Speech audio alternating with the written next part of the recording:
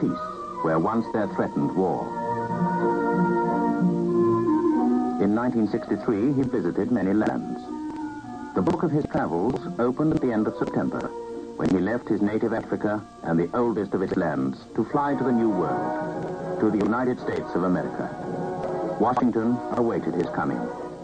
The land of Lincoln and all the power which it contains was his to command. Ever since the days of his dignified resistance to the fascist powers, his name has been a legend. And now preparations were made to honor him. President and Mrs. Kennedy were at the station as the train arrived.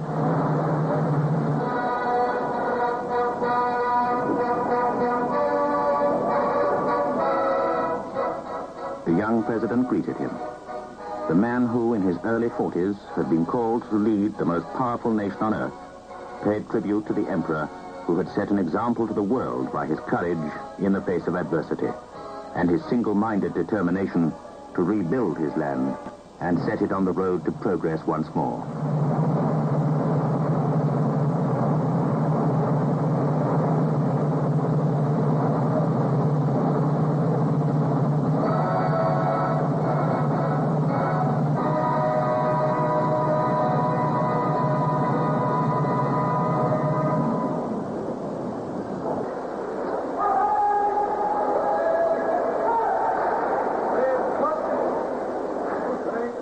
All America wanted to greet the emperor, and on behalf of the people, the president welcomed him with these words. Ladies and gentlemen, I know I speak in behalf of all of my fellow Americans in welcoming His Imperial Majesty back to the United States. In welcoming His Majesty, we honor not only a distinguished leader of his country and a distinguished world figure, but we also welcome a man whose place in history is already assured. His memorable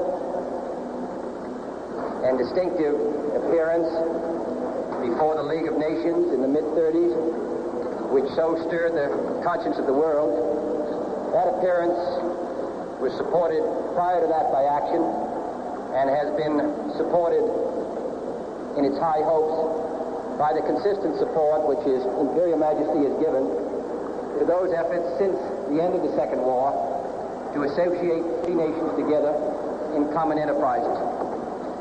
Support to the effort in Korea, his support of the most recent effort in the Congo, the strong support he has given to the United Nations, and perhaps most celebrated of all, his leadership in building a community of free and independent states in Africa. Since His Majesty visited the United States nearly a decade ago, we have seen one of the most extraordinary revolutions in history. And that has been the appearance on the world scene of 29 independent countries in the short space of less than 10 years, including over 150 million people.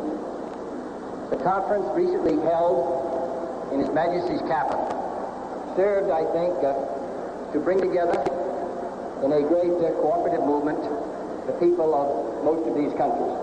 And the success of that conference was due in no small part to the leadership of our distinguished guest. Therefore, for what he has done in his own country, his efforts to move his country forward and provide a better life for its people, and his efforts throughout the world, which stretch back over 30 or 40 years, for all of this, Your Majesty, we take the greatest pride in welcoming you here. You do us honor, and I can assure you that there is no guest that we will receive in this country that will give a greater sense of livelier pride and satisfaction to the American people than your presence here today. Your Majesty, you're most welcome.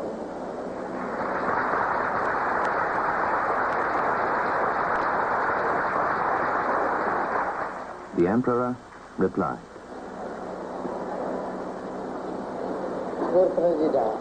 Mr. President, we are touched by your speech. Since we last visited the United States, there have been a large number of changes.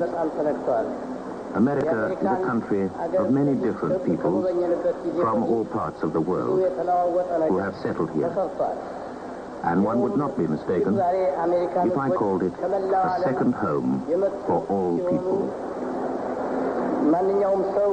ሁለተኛ ሀገር መሆኑ የታወቀ ነው። And then there was a state drive through the streets of Washington to the president's guest house. The people of the New World delighted to honor the ruler of one of the oldest lands in history, and nearly 200,000 people watched the procession.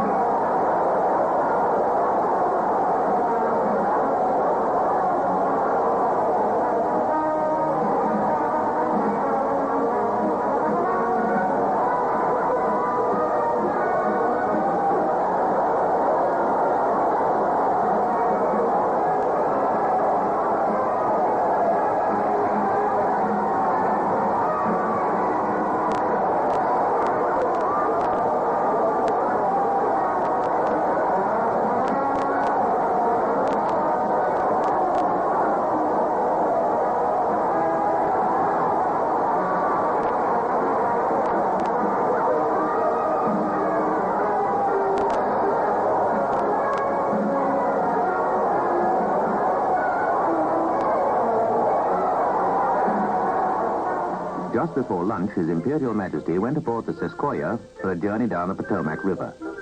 He was accompanied by Attorney General Robert Kennedy and the Chief Justice of the United States, Earl Warren.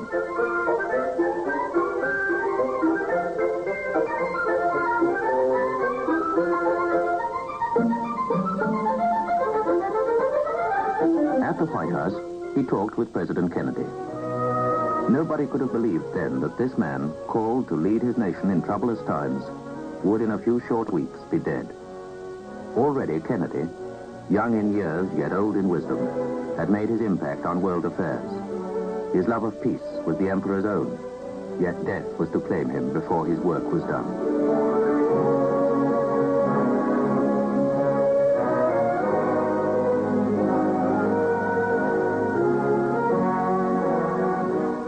That evening, His Imperial Majesty returned to the White House, there to attend a state banquet given in his honor.